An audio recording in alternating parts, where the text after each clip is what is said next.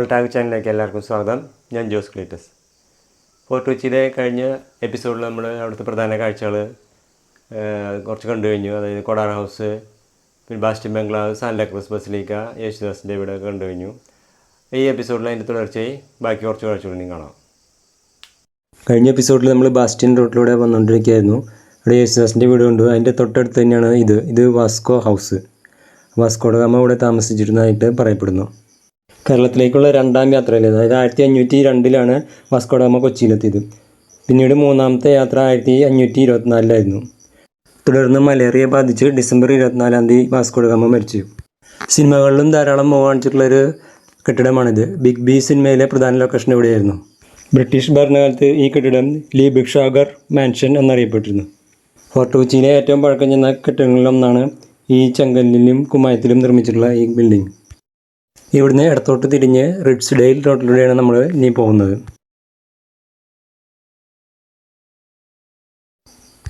ഇത് post office കെട്ടിടം. 16 to 19 നൂറ്റാണ്ട് വരെ പോർച്ചുഗീസ്, ഡച്ച്, ബ്രിട്ടീഷ് തപാൽ സംവിധാനങ്ങൾ പ്രവർത്തിച്ചിരുന്നത് ഇവിടെയായിരുന്നു.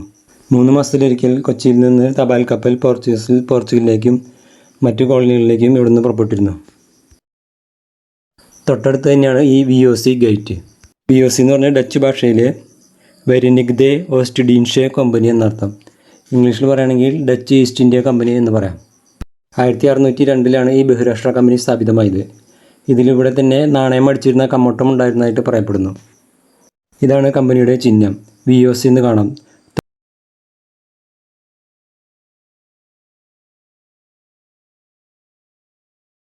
കുറച്ചുകൂടി മുൻപോട്ട് പോയി കഴിഞ്ഞാൽ ബിഷപ്പ് ഹൗസിലെത്താം. കൊച്ചിൻ രൂപതയുടെ ആസ്ഥാനമാണ് 1506 നിർമ്മിക്കപ്പെട്ട ഈ കെട്ടിടം. ഇവിടെ തന്നെ ഒരു മ്യൂസിയം ഉണ്ട്. മ്യൂസിയത്തിലെ കാഴ്ചകളാണ് ഇപ്പോൾ കാണുന്നത്. ഈ ഇന്തോ പോർച്ചുഗീസ് മ്യൂസിയം 1910 നിർമ്മിച്ചത്. കൊച്ചിയുടെ സമീപ പ്രദേശത്തുള്ള പള്ളികളിലെ പൈതൃക മൂല്യമുള്ള അവശേഷിപ്പുകളാണ് ഈ മ്യൂസിയത്തിൽ പ്രദർശിപ്പിച്ചിട്ടുള്ളത്.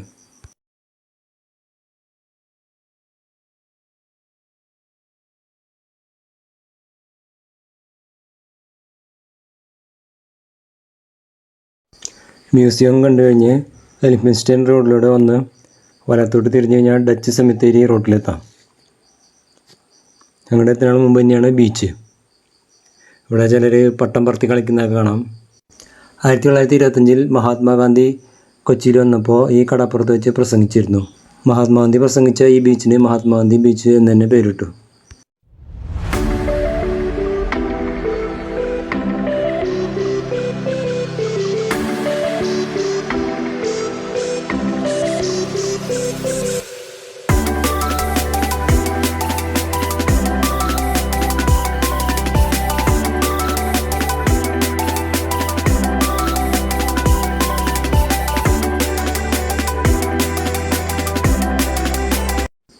ബീച്ചിന് തൊട്ടടുത്ത് തന്നെയാണ് ഡച്ച് സെമിത്തേരി.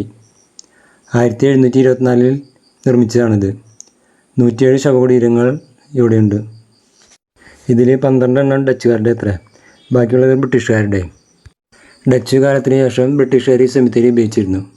ചിലതിൽ ഡച്ച് ഭാഷയിലും മറ്റു ചിലതിൽ ഇംഗ്ലീഷിലും ഉള്ള ലിഖിതങ്ങൾ കാണാം. 1970 മരിച്ച ഡച്ചുകാരി മിസ്സിസ് വാൻ സ്പാൾഡിൻ്റേതായിരുന്നു ഇവിടുത്തെ അവസാനത്തെ സംസ്കാരം. ചർച്ച് ഓഫ് സൗത്ത് ഇന്ത്യയാണ് ഇതിൻ്റെ ഇപ്പോഴത്തെ മേൽനോട്ടക്കാർ. ഇന്ത്യയിലെ തന്നെ ഏറ്റവും പഴക്കം ചെന്ന സെമിത്തേരികളിൽ ഒന്നാണിത്.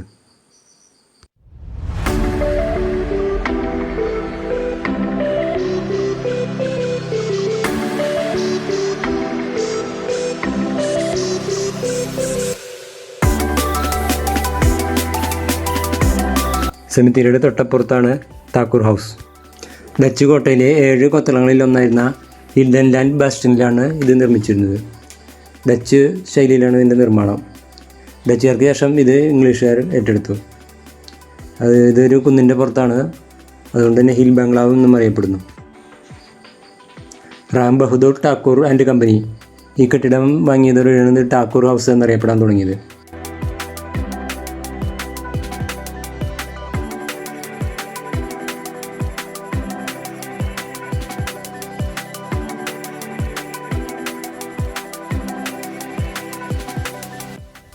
ഡച്ച് സെമിത്തേരി റോഡിൽ നിന്ന് പരേഡ് റോഡിലേക്ക് നടന്നാൽ വലതുവശത്തായിട്ട് മലബാർ ഹൗസും തൊട്ടപ്പുറത്ത് തന്നെ ബെർണഡ് ബംഗ്ലാവും കാണാം. പോർച്ചുഗീസ് കോട്ട തകർത്തതിന് ശേഷം ഡച്ചുകാരുണ്ടാക്കിയ കോട്ടയിൽ അവർ കെട്ടിടങ്ങൾ നിർമ്മിച്ചു. എന്നാൽ 1795 അധികാരമേറിയ ബ്രിട്ടീഷുകാർ ഡച്ച് കോട്ടയിലെ മതിലുകൾ തകർത്തു. അതെല്ലാം കിടങ്ങിലിട്ട് മൂടി. പക്ഷേ കെട്ടിടങ്ങൾ തകർത്തില്ല. അത് രണ്ടുപേര് പുതുക്കി പണിതു. ഇന്ന് ഇവ രണ്ടും ഹോട്ടലുകളായി മാറി.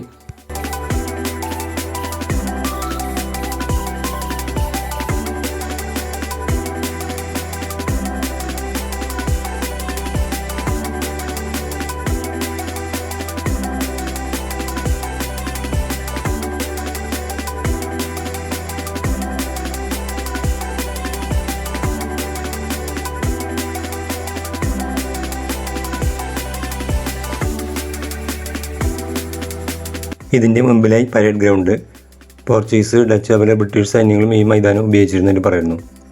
അവരുടെ ഗാർഡ് ഹൗസും അതുപോലെ തന്നെ വെടിക്കോപ്പ് സംഭരണശാലയും ഇവിടെ ഉണ്ടായിരുന്നു. ചർച്ച് റോട്ടിൽ കിടന്നാൽ ഡേവിഡ് ഹാളിലെത്താം. പോർച്ചുഗീസ് കോട്ടയും നഗരവും കെട്ടുകളും തകർത്തതിനു ശേഷം ഡച്ചുകാർ നിർമ്മിച്ചാണ് ഈ കെട്ടിടം.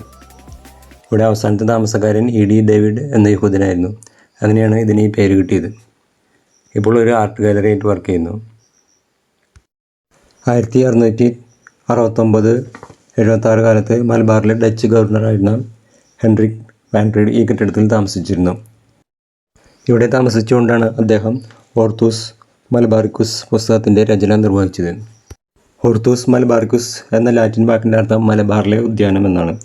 കേരളത്തിലെ 742 ഇനം സസ്യങ്ങളെ കലാകാരന്മാർ വരച്ച ചിത്രങ്ങളോടെ അടയാളപ്പെടുത്തിയ പുസ്തകമാണിത്. നെതർലാൻഡ്സിൽ നിന്നാണ് ഇത് പ്രിൻ്റ് ചെയ്തത്. മലയാള അക്ഷരം ആദ്യമായി അച്ചടിച്ചത് ഓർത്തൂസ് മലബാറിക്കുസിലാണ്. ഇവിടെ നടക്കുന്ന ചിത്ര പ്രദർശനം ഒന്ന് കാണാം.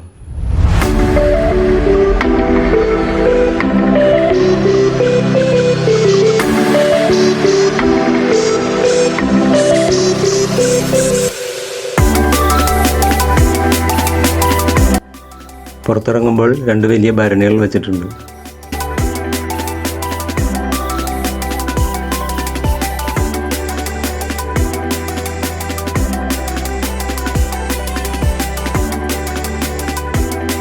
തൊട്ടപ്പുറത്തായിട്ടാണ് കൊച്ചിൻ ക്ലബ്ബ്. 1914 കൊച്ചിൻ ക്ലബ്ബ് ആരംഭിച്ചതെന്നാണ് പറയുന്നത്. ബ്രിട്ടീഷ് ഭരണകാലത്ത് അവരുടെ ഉന്നതരുടെ ജീവിതത്തിൻ്റെ പ്രതീകമായിരുന്നു ചർച്ച് റോഡിലുള്ള ഈ ക്ലബ്ബ്. ബ്രിട്ടീഷ് ക്ലബ്ബ് എന്നായിരുന്നു ബ്രിട്ടീഷുകാരുടെ കാലത്ത് ഇതിൻ്റെ പേര്. ബ്രിട്ടീഷുകാർക്ക് മാത്രമേ അന്ന് പ്രവേശനാനുമതി ഉണ്ടായിരുന്നുള്ളൂ. ബ്രിട്ടീഷ് മട്ടിലുള്ള ആഘോഷങ്ങളൊക്കെ ഇവിടെ നടന്നിരുന്നതായിട്ട് പറയുന്നു. ഈ എപ്പിസോഡിലൂടെ അവസാനിക്കുന്നു. ബാക്കി കാഴ്ചകൾ അടുത്ത എപ്പിസോഡിൽ.